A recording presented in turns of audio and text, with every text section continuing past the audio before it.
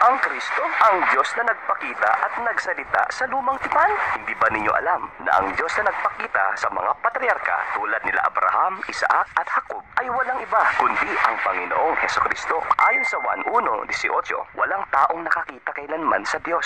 Ang bugtong na anak na nasa sinapupunan ng Ama. Siya ang nagpakilala sa Kanya. Ayon din sa ating Panginoon. Sa John 5:37, kailanman ay hindi ninyo narinig ang tinig niya ni nakita man ang Kanyang anyo. Ngunit sa lumang tipan, makikita natin na ang Diyos ay nagpapakita at nagsasalita. Sa Genesis 3:8-10, narinig ni Adan at Eva ang tinig ng Diyos na lumalakad sa hardin. Sa Exodus chapter 3:2-6, nagpakita ang Diyos kay Moises sa anyo ng nag-aapoy na mababang punong kahoy. Paano ito may papaliwanag? Si Kristo, ang Diyos Anak, ang nagpapakilalang Diyos sa tao. Siya ang nagkatawang tao at nagpakita sa lumang tipan upang maipadama ang kaluwalhatian ng Ama. Ang ganitong hiwaga ay naipahayag lamang sa mga apostol. Gaya ng sinabi sa Efeso 3:5 na ngayon ay ipinahayag sa kanyang mga banal na apostol at propeta sa Espiritu.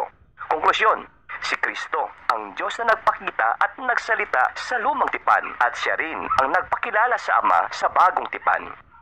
Maging gabay ito sa iyong masaganang paglilingkod. Pagpalain ka ng Panginoon.